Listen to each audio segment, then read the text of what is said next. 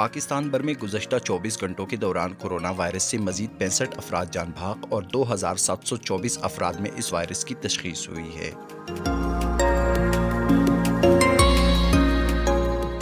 National command and operation centre کی جانب سے جاری تازہ ترین اعداد و شمار کے مطابق 59,074 کورونا ٹیسٹ کیے گئے، جبکہ مثبت کیسز کی شرح 4.61% رہی ہے۔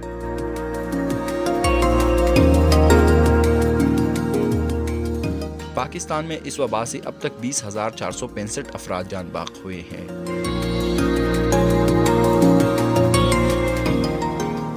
وقاص ہارون، sportsstory.news